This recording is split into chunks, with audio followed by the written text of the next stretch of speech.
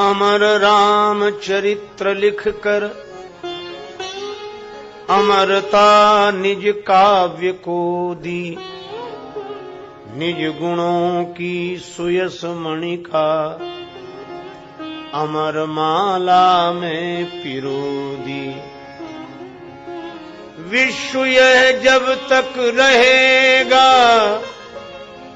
और जब तक एक प्राणी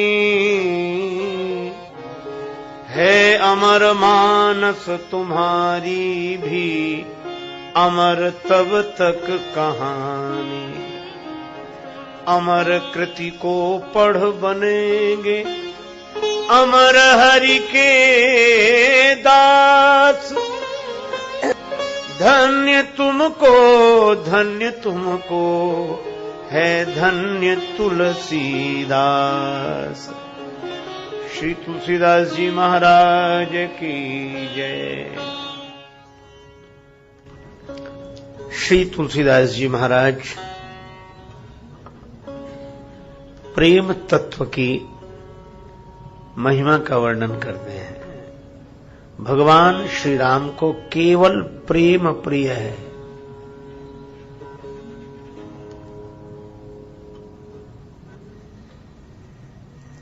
जो जानने वाले हैं वे जान लें। जानने वाले तो ज्ञानी जन है और ज्ञानी जन यह जानते हैं। क्या कल मैंने निवेदन किया था कि श्री सीता जी में श्री राम जी और राम जी में श्री सीता जी। लगता है कि श्री सीता जी राम जी से प्रेम कर रही हैं और राम जी श्री सीता जी से प्रेम कर रहे हैं। पर यदि गंभीरता से देखें तो राम जी के भीतर श्री सीता जी हैं और श्री सीता जी के भीतर यदि राम जी हैं तो राम जी से ही प्रेम कर रहे हैं। श्री सीता जी से ही प्रेम कर रही हैं। यही प्रेम का तत्व है। बस इसी तरह यदि हम लोग गंभीरता से विचार करें तो लगता है कि हम एक दूसरे से प्रेम कर रहे हैं, पर यह भगवान की माया के कारण ऐसा लगता है कि हम एक दूसरे से प्रेम कर रहे हैं। सही बात है कि हम अपने आप से ही प्रेम करते हैं, क्योंकि दूसरे में भी तो अपना आप ही समाया हुआ है। और इसी तरह अपने में जिसे हम दूसरा समझ रहे हैं वह भी सत्ता रूप में प्रतिष्ठित है। तो यदि विचार किया जाए जब दूसरा कोई है ही नहीं, इसीलिए हमारे महापुरुष कहते हैं कि हम किसी दूसरे से भी प्रेम करते हैं तो इसलिए क्योंकि हम अपने से ही प्रेम करते हैं, अपने लिए ही प्रेम करते हैं। और यही कारण है कि श्याम श्याम रटत रटत, श्याम श्याम रटत रटत राधा श्याम भई। फिर यूं पूछत सखियन सो राधा कहाँ गई। प्रेम की यह स्थिति।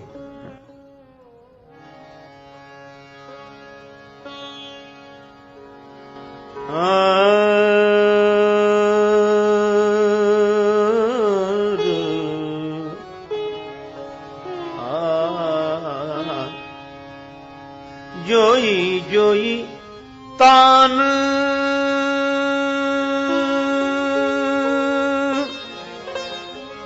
भरो मुरली में, सोई सोई गाय सुनाऊं श्याम तोरी मुरली ने कब जाऊं। श्याम तोरी मुरली ने कब जाऊं।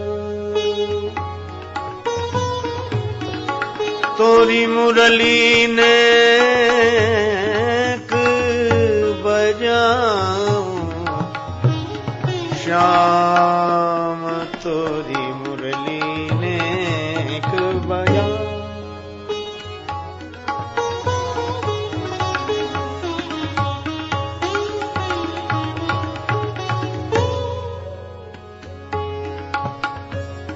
तुमरे सिर माखन की मटकी, मैं मिली ग्वाल लुटाऊं।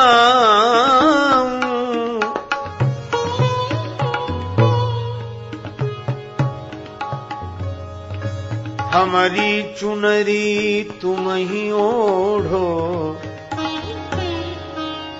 मैं सिर छत्र धराऊं। किस लिए? कारण केवल एक है, सूर श्याम तुम बनो राधिका, हो नंदलाल कहाँ मुरली नेक बजाऊं। श्याम तोरी मुरली नेक बजाऊं, श्याम तोरी मुरली नेक बजाऊं। मुरली नेक बजाऊं बजाऊं बजाऊं। श्री राधिका जी कहती, श्री कृष्ण तुम्हारी मुरली मैं बजाना चाहती। क्यों क्यों बजाना चाहती हूं? श्री राधिका जी बोली, यमुना के कूल कदम्ब मूल ठाड़ी है के, लालन तिहारे गात लागी सुख पाई हो। बांसुरी बजाए तुम ब्रज बस कीन हो, अब तोहे बस करीवे को बांसुरी बजाई हो। बांसुरी बजाकर तुमने ब्रज को बस में कर लिया, हम बांसुरी बजाकर तुम्हें बस में करेंगे। देखो, श्री कृष्ण श्री राधा, श्री राधा श्री कृष्ण, श्री सीता श्री राम, श्री राम श्री सीता जी। ये दो दिखते हैं पर दो हैं नहीं। कैसे? श्री तुलसीदास जी कहते हैं, गिरा अर्थ जल बीच सम, कहियत भिन्न न भिन्न, बंदौ सीता राम पद जिनहि परम प्रिय खिन्न। अच्छा, एक अद्भुत घटना है। अब प्रेम की बात देखो। श्री सीताराम जी की प्रीति पुरातन है। पुरातन का अर्थ नई जान पहचान नहीं है, पुराना संबंध है। और श्री तुलसीदास जी कहते हैं कि तुलसी तोसों राम सो, कछु नई न जान पहचान। तुलसीदास, तुमसे और राम जी से कोई नई जान पहचान नहीं है, मिले मिलाए हैं। जीव और ब्रह्म तो मिले मिलाए हैं, ये अलग हैं ही नहीं। नित्य नूतन परम पुरातन, ये दो हैं ही नहीं। अच्छा, जब ये दो नहीं है, इसीलिए इनका जो प्रेम है वह भी दो का दिखाई देता है, पर ये दो हैं ही नहीं। यह तो तत्व एक ही है और प्रेम दो रूपों में दिखाई दे रहा है। और प्रेम की दशा में भी जो उस अद्वैत तत्व को जान लेता है वही तो प्रेम तत्व है। पर ये जो दो नहीं है, इन दो को अलग कौन किए है? धनुष। धनुष टूटे तो ये मिले। अब यह बड़ी विचित्र बात है। धनुष टूटने से कौन मिलेंगे? बोले वे जो कभी अलग नहीं हुए। धनुष टूटने से कौन मिलेंगे? का जो मिले मिलाए। तो धनुष को क्या कहा गया मानस की भाषा में? नृप सब नखत करहीं उजियारी, तारी न सकहीं चाप तम भारी। धनुष क्या है? चाप तम। धनुष है अंधकार। अंधकार माने अज्ञान। धनुष के कारण ये अलग अलग लग रहे हैं। श्री सीताराम जी अलग अलग लग रहे हैं। संकेत बड़ा सुंदर है। अज्ञान के कारण ही ये जीवात्मा परमात्मा अलग अलग लग रहे हैं। ये धनुष। पर ये अज्ञान मिटता नहीं है। किसके बिना नहीं मिटता? बिनु रवि रात न जाए, बिना सूर्य के नहीं मिटता। और सूर्य क्या है? वंदो गुरुपद कंज कृपा सिंधु नर रूप हर, महामोहतम पुंज जासु वचन रवि कर निकर।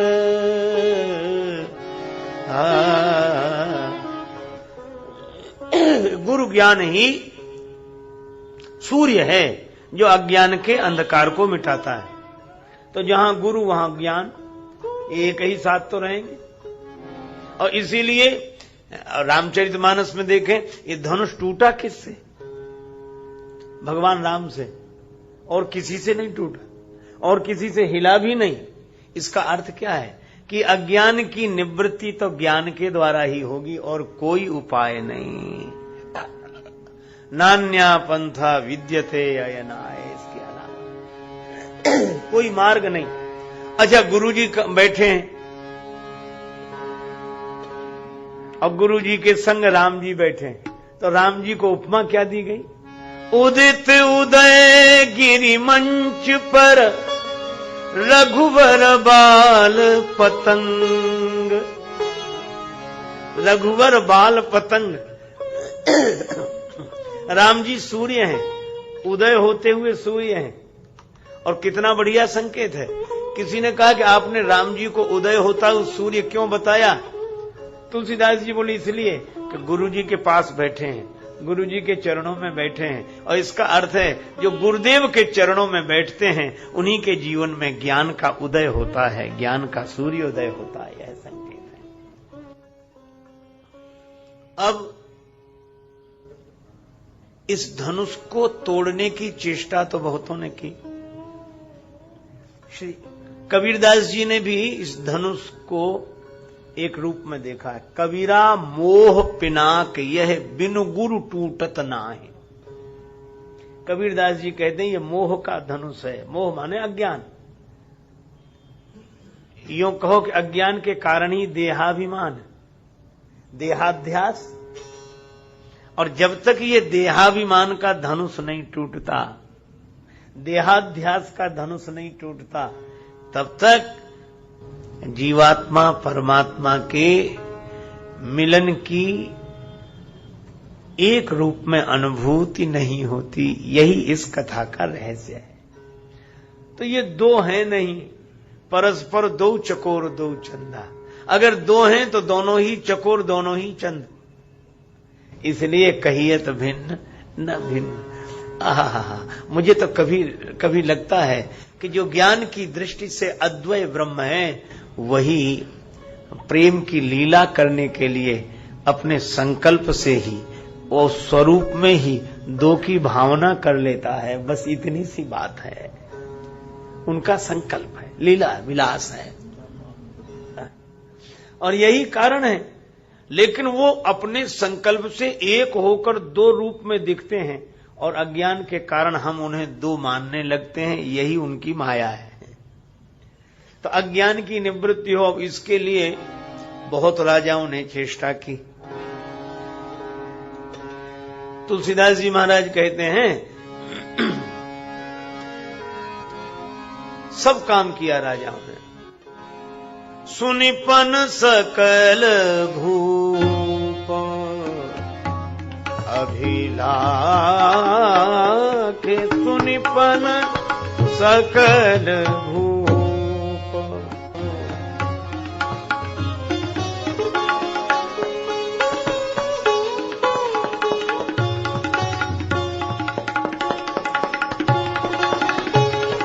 सुनिपन सकल भूप।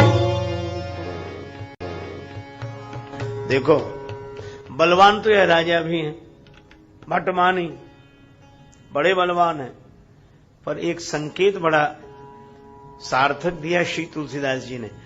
बलवान तो हैं, पर ये अपने बल का प्रयोग किस तरह करते हैं? अतिशय मन माखे। ये मनमुखी हैं, मन से अभिमान कर रखा है, मन से मान रखा है।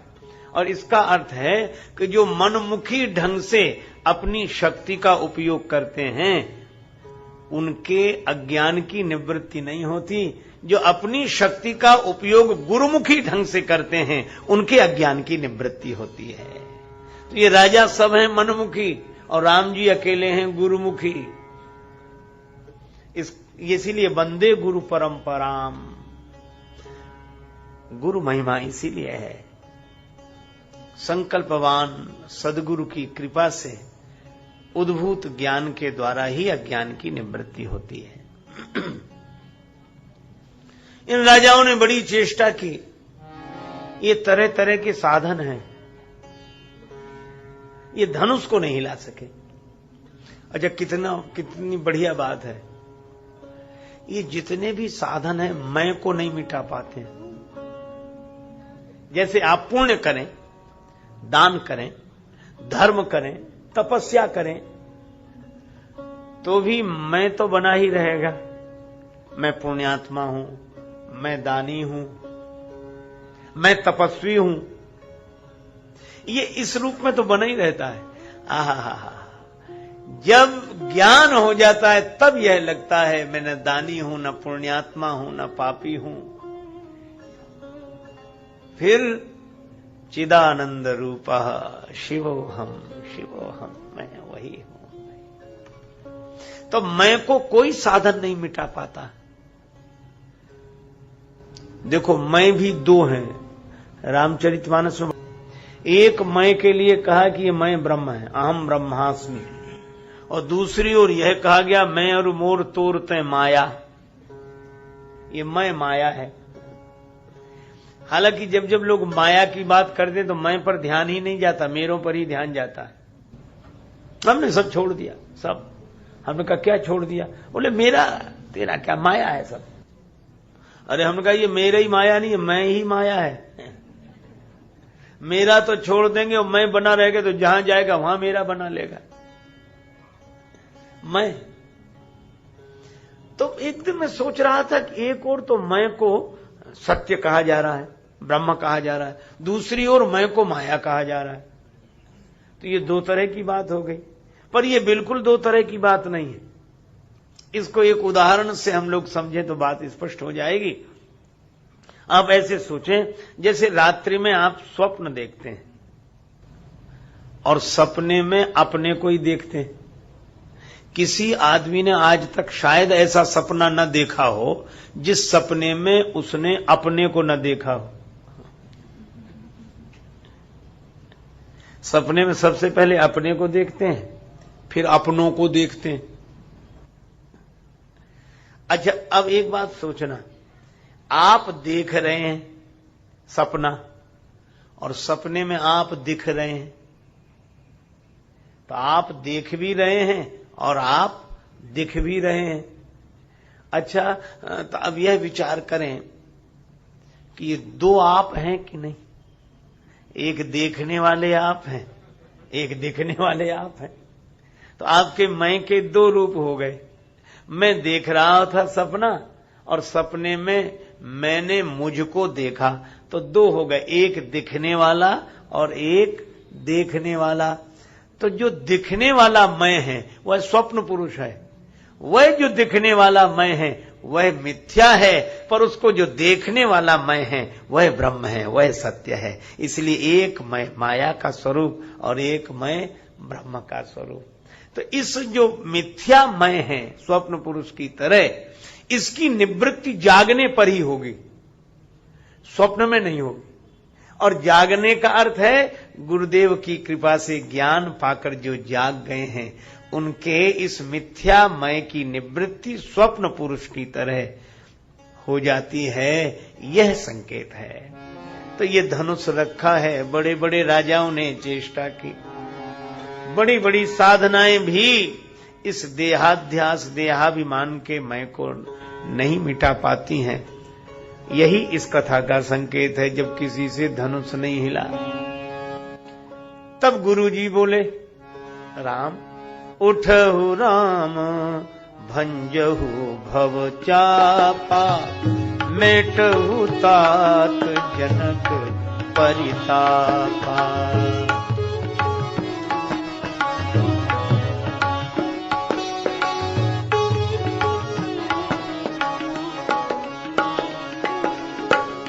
सुनि गुरु वचन चरण सिरुनावा, हरस विषाद न कछु उरयावा, हरस विषाद न कछु उरआवा, हरस विषाद न कछु उरआवा। गुरु जी ने कहा, राम उठो, शिव धनुष का खंडन कर दो। राम जी गुरुदेव के चरणों में प्रणाम करते हैं। उन्हें न हर्ष है न विषाद है, सहजता से चले, सहज ही चले सकल जग स्वामी। अब राम जी तो चले धनुष तोड़ने, और कितनी बढ़िया बात, जिसका न अपना हर्ष हो न अपना विषाद हो, उसका तो अपना अहम गुरुदेव के चरणों में समर्पित है। गुरु जी का संकल्प है, मैं तो केवल यंत्र मात्र हूं। ऐसी सहज स्थिति, श्री राम जी जा रहे हैं धनुष तोड़ने। अब सीता माता सभी से प्रार्थना कर रही हैं। यह भक्ति का भाव है ना? प्रेम का भाव है। श्री सीता जी राम जी को पाना चाहती हैं। अच्छा, एक बात मैं आपको बताऊं, भक्ति में बुद्धि बाधक है और ज्ञान में ये हृदय बाधक है। ज्ञान में विचार और भक्ति में भावना की प्रधानता है। अच्छा, भक्त के साथ एक कठिनाई यह है कि वह प्रेम तो कर पाता है, विचार नहीं कर पाता है। अब सीता जी भी भगवान को पाना चाहती हैं। किन्हें पाना चाहती हैं? जो उनसे अलग नहीं है, जो उनसे भिन्न नहीं है, पर यह विचार नहीं है। क्यों? भक्ति तो भावना प्रधान है। इसलिए सीता जी उनको पाने के लिए सब देवता मना रही हैं जो अपने से अलग नहीं है। किस किस से प्रार्थना करती हैं? यह प्रेम का भाव। गणनायक वरदायक देवा, आजु लगे कीनेऊ तुअ सेवा, आजु लगे कीनेऊ तुअ सेवा। हे गणेश जी महाराज, आपकी सेवा आज के दिन के लिए ही की है, और इनके पहले स्मरण कर चुकी हैं किसका? हो प्रसन्न महेश भवानी। हे शंकर भगवान आप प्रसन्न हो जाओ, हे भवानी माता आप प्रसन्न हो जाओ। अच्छा, अद्भुत यह भक्ति का स्वरूप तो देखो। शंकर जी को भी मना रही हैं। क्यों? धनुष आपका है। भवानी माता आप प्रसन्न हो जाओ। क्यों? आशीर्वाद आपका है। धनुष शंकर जी का, आशीर्वाद भवानी माता का। और गणेश जी आप प्रसन्न हो जाओ। क्या आप विघ्न दूर करने वाले हैं? गणेश जी बोले तो हम कौन सा विघ्न दूर कर दें? सीता जी बोली, बार बार विनती सुन मोरी, बार बार विनती सुन मोरी, बार बार विनती। करहु चाप गुरुता अति थोरी, विनती विनती सुन मोरी विनती। बार बार विनती विनती विनती, बार बार विनती।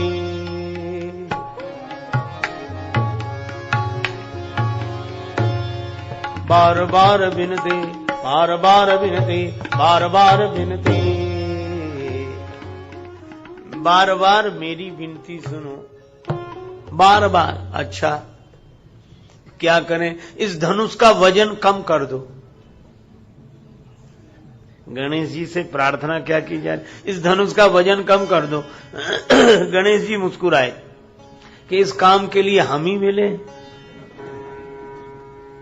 धनुष का वजन कम करने के लिए हमसे प्रार्थना की जा रही है। श्री गणेश जी कहते हैं हमारा ही वजन कौन सा कम है?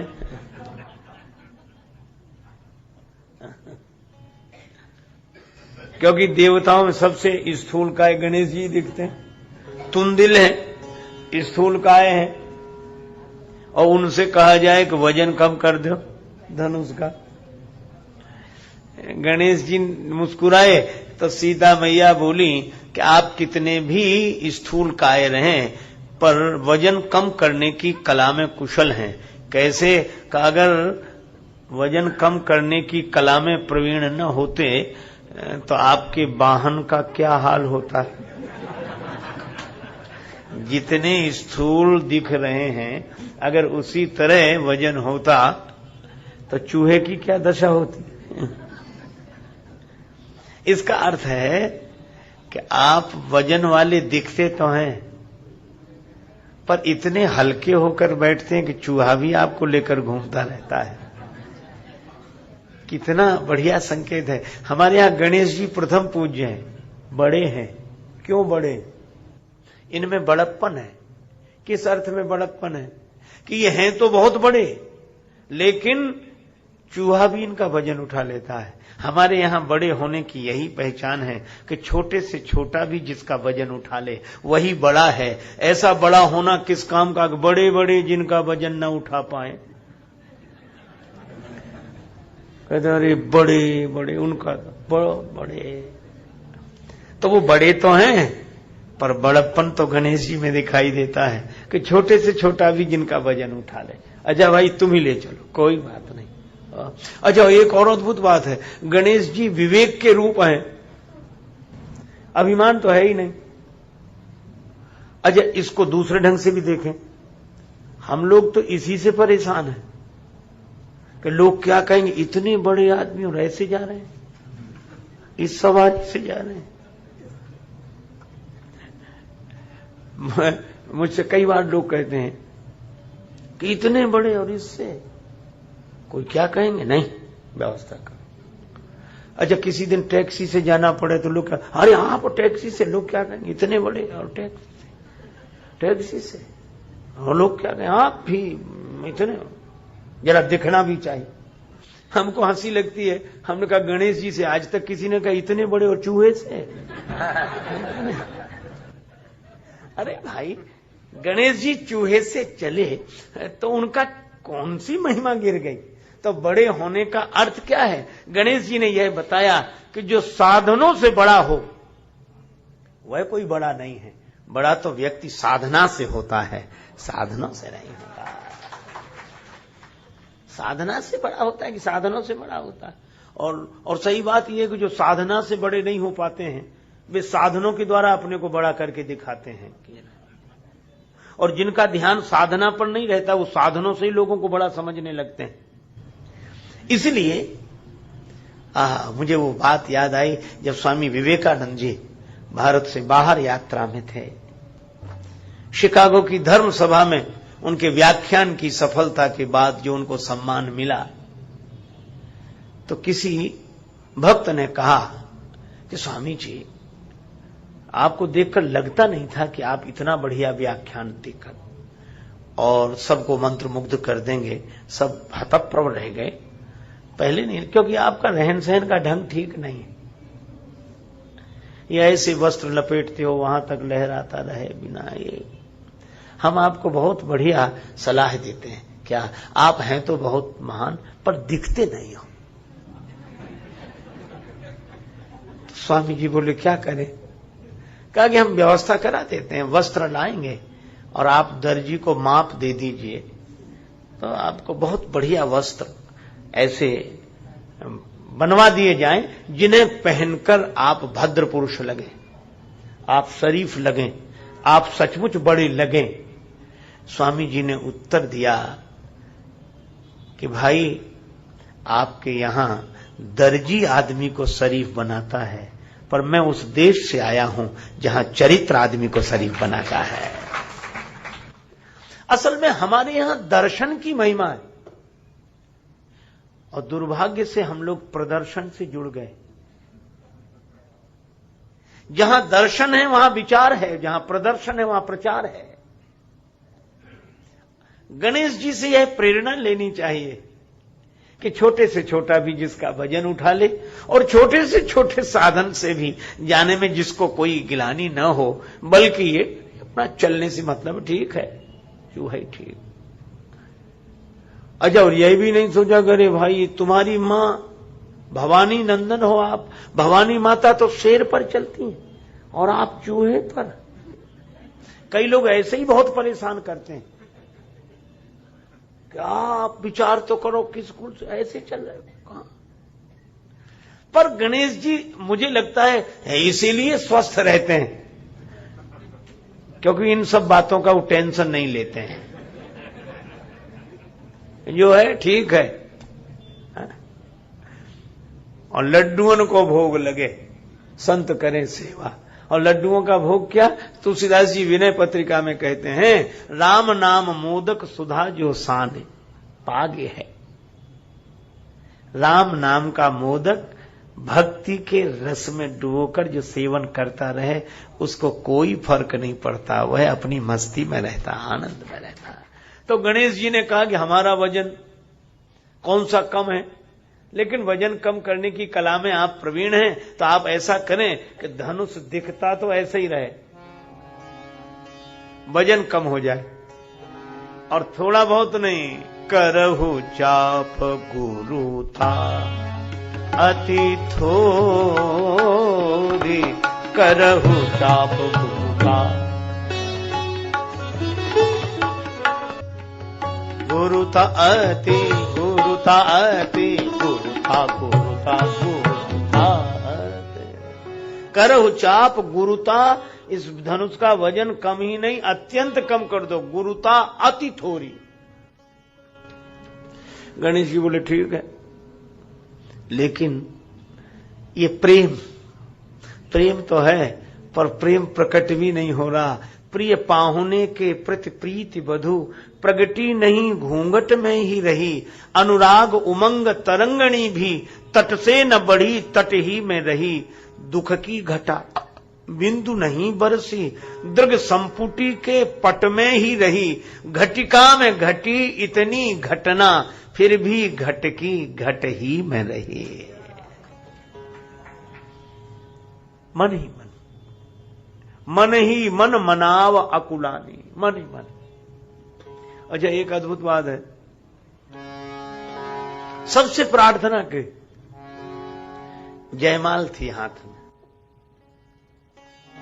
फूलन की माला हाथ फूली डोले, आली साथ उझकी झरोखा झांकी नंदनी जनक की, फूलन की माला हाथ फूले, देख के पिया की शोभा,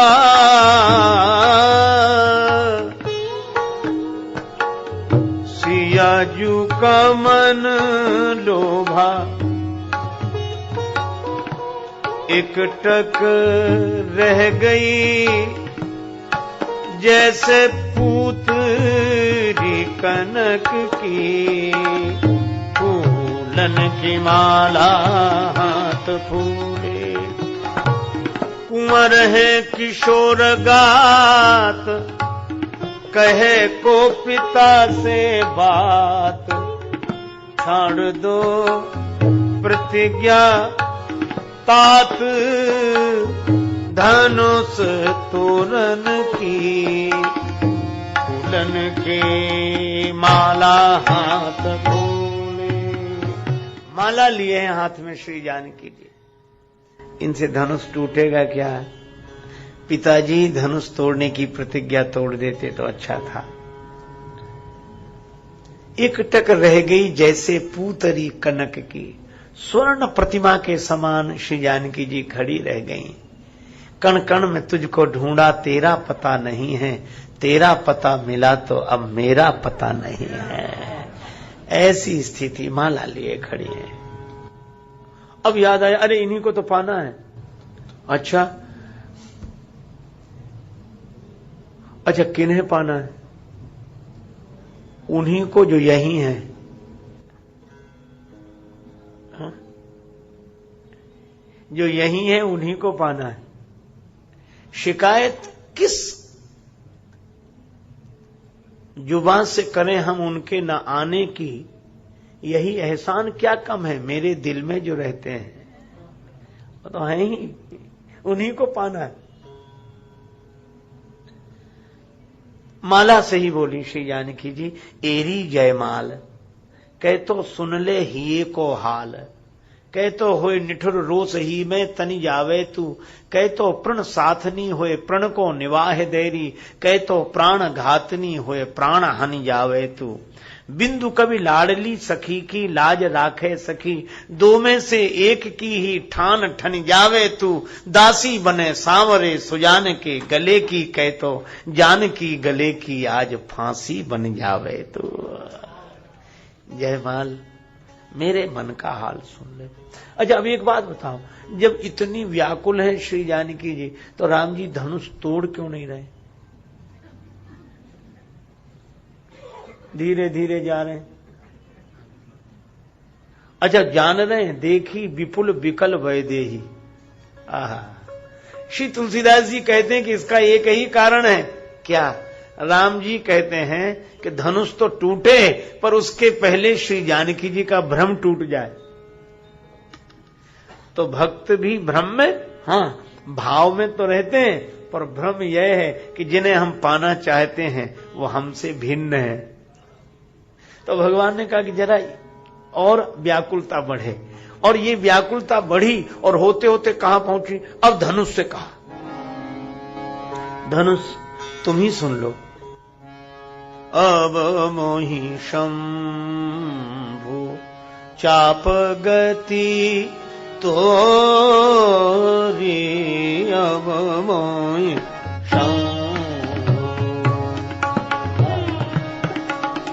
अब मोहि शंभु, अब मोहि शंभु, अब मोहि शंभु।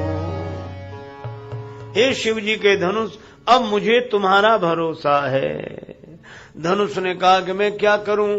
बोले हल्के हो जाओ। धनुष बोला भरी सभा में हल्का हो जाऊं?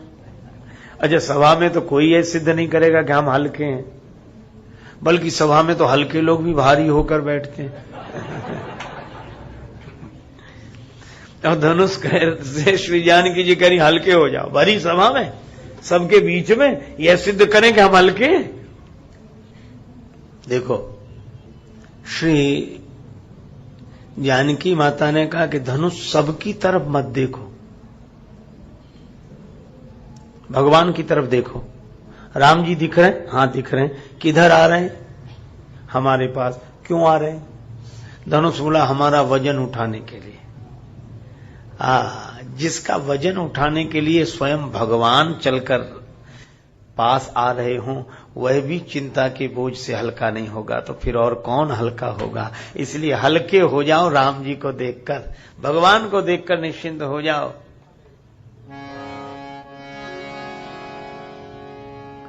भगवान को देखकर निश्चिंत। यदि नाथ का नाम दया निधि है तो दया भी करेंगे कभी न कभी। भगवान आ रहे हैं। और ये इशारा किसका है? श्री सीता जी का। ये भक्ति यही तो कहती है कि और किसी को देखकर निश्चिंत मत हो जाओ, और किसी को अपनी व्यथा मत सुनाओ, अपने को हल्का सिद्ध मत करो, पर भगवान को देखकर हल्के हो जाओ कि अब कोई डर नहीं, अब कोई परवाह नहीं, अब कोई चिंता नहीं। जिस मालिक ने जन्म दिया है अन्न वस्त्र भी देवेगा, जिस मालिक ने जन्म दिया है अन्न वस्त्र भी देवेगा। सिर ढकने को छत देवेगा, खबर हमारी लेवेगा।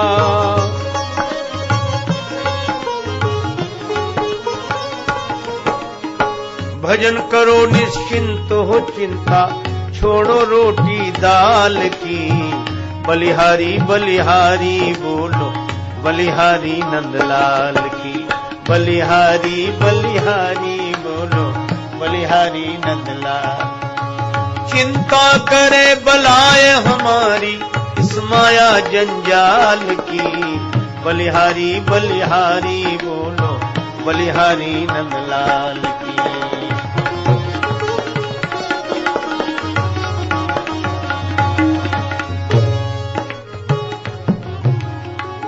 हो हरु रघुपति निहारी, हो हरु रघुपति निहारी, रघुपति निहारी, रघुपति